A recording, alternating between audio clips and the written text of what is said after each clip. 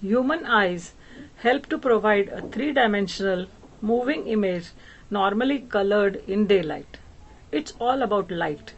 Light reflects off an object, and if that object is in your field of vision, it enters the eye. The first thing it touches is a thin veil of tears in the front. Behind this is your eye's front window, the cornea. This clear layer helps focus the light.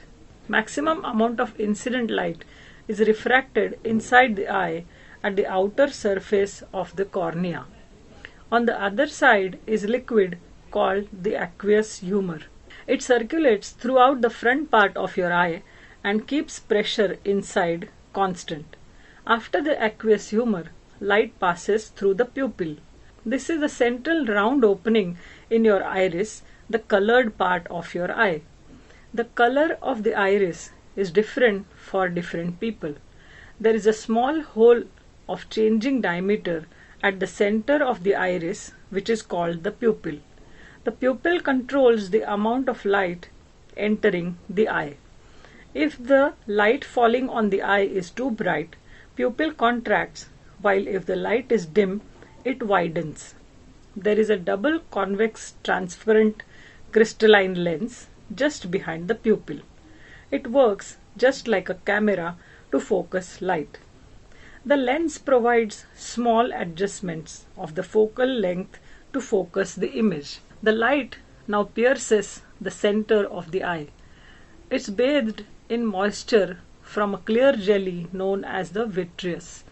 Its final destination is the retina, which lines the back of your eye. It's like the screen in a movie theater or the film in a camera. This screen is made of light-sensitive cells and is called the retina.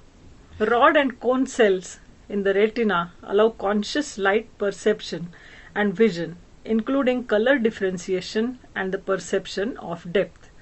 The focused light hits cells called photoreceptors. These cells get excited when light falls on them and generate electric signals. These signals are conveyed to the brain through optic nerve. Later, the brain analyzes these signals and converts them in such a way that we perceive the objects as they actually are. This is how our eye functions. Let's understand how we see things. Light travels from a source and bounces off an object in its path and then travels into your eye. Image is formed on the retina of the eye. Eye sends these signals from retina to brain. Brain interprets the signal and you see the object. If I had no lens, light from a single source will hit your retina in lots of places and result in a blurry or hazy image. Lens of an eye focuses the light onto retina to form a sharp image. When we look at an object, background and foreground are usually hazy because lens can focus only on one light source at a time. If object is too far or too near, its light will spread out on the retina and we will see the hazy or unclear object. Muscles in our eye allow us to squeeze the lens so that we can focus the image based on its distance from the eye. If lens becomes damaged or if it becomes weak as we age, we need external help such as spectacles or glasses to focus the object onto the retina. Let's arrange two prisms such that rectangular surfaces face each other. Parallel rays from the light source emerge on the other side after refraction and intersect at a point. If we complete this construction by adding few more rectangular slabs, parallel rays undergo maximum refraction at the top and bottom of the prism. There is no refraction at the center slab. If we arrange two more prisms at the side of this arrangement, incident rays on these prisms also converge or meet at the same point. If we combine all these prisms into one piece, we get a formation known as convex lens. The outer curved surfaces of the lens can be considered as part of the larger imaginary sphere. Center of these imaginary spheres is called center of curvature of the lens. Radius of the spheres is called radius of the curvature of the lens. Line joining the center of the curvature of both the lens is called principal axis, which goes through optical center of the lens. Light rays from one side of the lens undergo refraction and converge at a point on the other side of the lens. This point is called focal point of the lens. The distance from optical center of the lens to the focus point is called focal length of the lens. Image formed by convex lens is the real image of an object.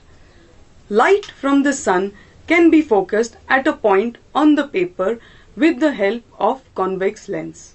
As all energy from the sun rays is concentrated at the point, paper heats up and burns. Lens in human eye is convex in nature. We should not look at the sun directly, as it will damage our retina. As incident rays on the convex lens converge on the other side, it is also called as converging lens. Let's look at the other type of lens, concave lens. Place two prisms with their vertices joined and arrange few slabs of rectangular prisms beside these. Parallel rays coming from a light source refract away from the center on the other side. That means rays are undergoing divergence. Single piece of glass formed from such arrangement is nothing but a concave lens. These lenses have inward curvature.